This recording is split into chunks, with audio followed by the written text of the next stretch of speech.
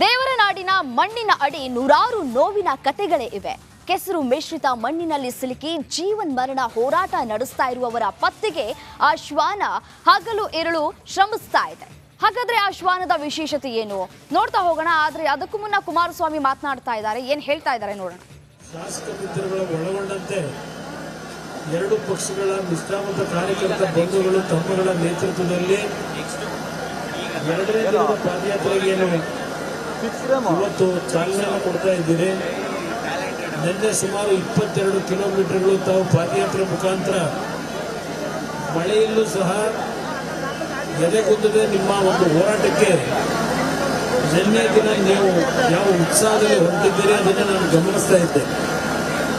ಪ್ರಥಮವಾಗಿ ಈ ಒಂದು ಹೋರಾಟಕ್ಕೆ ಎರಡು ಪಕ್ಷಗಳ ನಮ್ಮ ಕಾರ್ಯಕರ್ತ ಬಂಧುಗಳು ದೊಡ್ಡ ಮಟ್ಟದ ಯಶಸ್ಸನ್ನು ತಂದಿದ್ದೀರಿ.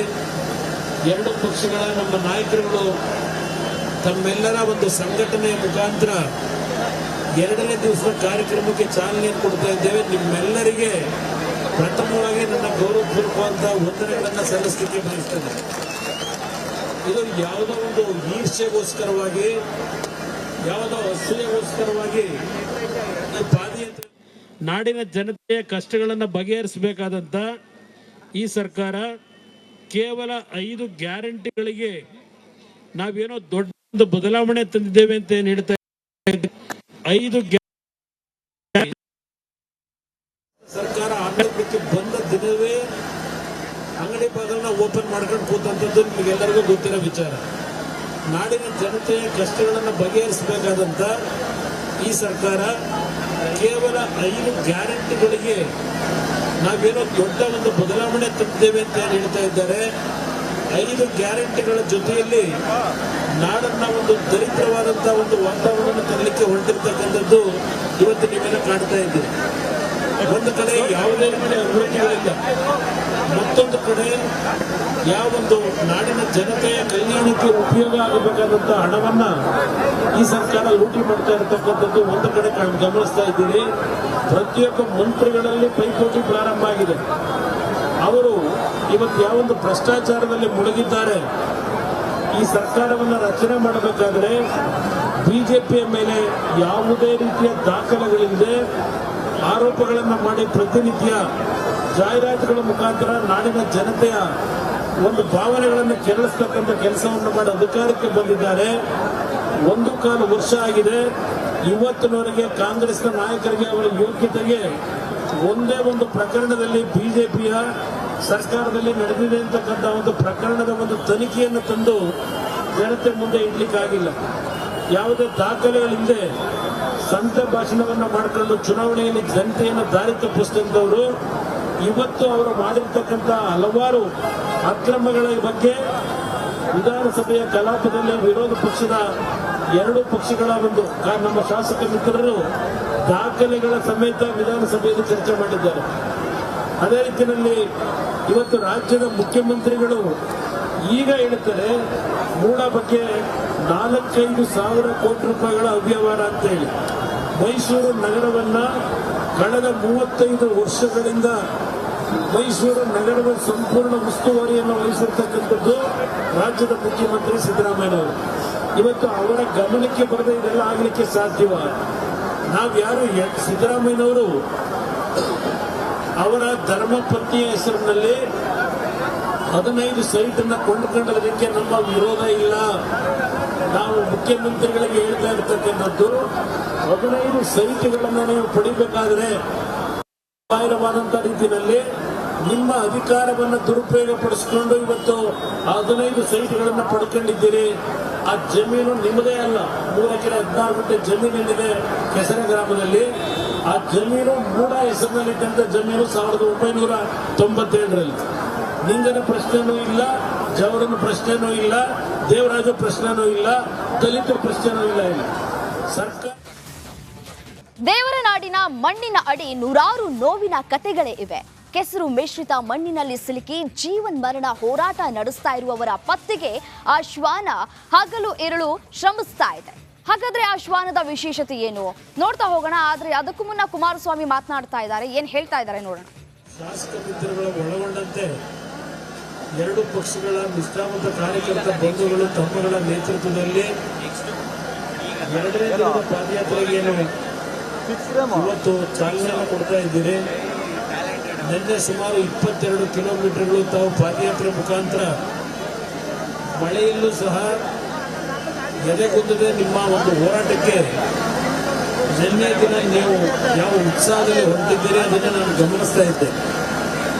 ಪ್ರಥಮವಾಗಿ ಈ ಒಂದು ಹೋರಾಟಕ್ಕೆ ಎರಡು ಪಕ್ಷಗಳ ನಮ್ಮ ಕಾರ್ಯಕರ್ತ ಬಂಧುಗಳು ದೊಡ್ಡ ಮಟ್ಟದ ಯಶಸ್ಸನ್ನು ತಂದಿದ್ದೀರಿ.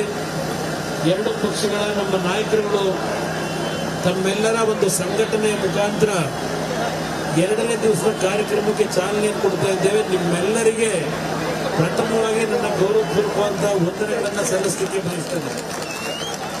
ಇದು ಯಾವುದೋ ಒಂದು ಈರ್ಷ್ಯೆಗೋಸ್ಕರವಾಗಿ, ಯಾವುದೋ ಅಸೂಯೆಗೋಸ್ಕರವಾಗಿ ಈ ಪಾದಯಾತ್ರೆ ನಾಡಿನ ಜನತೆಯ ಕಷ್ಟಗಳನ್ನು ಬಗೆಹರಿಸಬೇಕಾದಂತ ಈ ಸರ್ಕಾರ ಕೇವಲ 5 ಗ್ಯಾರಂಟಿಗಳಿಗೆ ನಾವೇನೋ ದೊಡ್ಡ ಒಂದು ಬದಲಾವಣೆ ತಂದಿದ್ದೇವೆ ಅಂತ ಏನು ಹೇಳ್ತಾ 5 ಸರ್ಕಾರ ಆಡಳಿತಕ್ಕೆ ಬಂದ ದಿನವೇ ಅಂಗಡಿ ಬಾಗಿಲನ್ನ ಓಪನ್ ಮಾಡ್ಕೊಂಡು ಕೂತಂಥದ್ದು ನಿಮಗೆಲ್ಲರಿಗೂ ಗೊತ್ತಿರೋ ವಿಚಾರ. ನಾಡಿನ ಜನತೆಯ ಕಷ್ಟಗಳನ್ನು ಬಗೆಹರಿಸಬೇಕಾದಂತ ಈ ಸರ್ಕಾರ ಕೇವಲ 5 ಗ್ಯಾರಂಟಿಗಳಿಗೆ ನಾವೇನೋ ದೊಡ್ಡ ಒಂದು ಬದಲಾವಣೆ ತಂದಿದ್ದೇವೆ ಅಂತ ಏನು ಹೇಳ್ತಾ ಇದ್ದಾರೆ. 5 ಗ್ಯಾರಂಟಿಗಳ ಜೊತೆಯಲ್ಲಿ ನಾಡನ್ನ ಒಂದು ದರಿದ್ರವಾದಂತಹ ಒಂದು ವಾತಾವರಣ ತರಲಿಕ್ಕೆ ಹೊರಟಿರ್ತಕ್ಕಂಥದ್ದು ಇವತ್ತು ನೀವೆಲ್ಲ ಕಾಣ್ತಾ ಇದ್ದೀರಿ. ಒಂದು ಕಡೆ ಯಾವುದೇ ರೀತಿಯ ಅಭಿವೃದ್ಧಿಗಳಿಲ್ಲ, ಮತ್ತೊಂದು ಕಡೆ ಯಾವೊಂದು ನಾಡಿನ ಜನತೆಯ ಕಲ್ಯಾಣಕ್ಕೆ ಉಪಯೋಗ ಆಗಬೇಕಾದಂತ ಹಣವನ್ನ ಈ ಸರ್ಕಾರ ಲೂಟಿ ಮಾಡ್ತಾ ಇರತಕ್ಕಂಥದ್ದು ಒಂದು ಕಡೆ ಗಮನಿಸ್ತಾ ಇದ್ದೀರಿ. ಪ್ರತಿಯೊಬ್ಬ ಮಂತ್ರಿಗಳಲ್ಲಿ ಪೈಪೋಟಿ ಪ್ರಾರಂಭ ಆಗಿದೆ.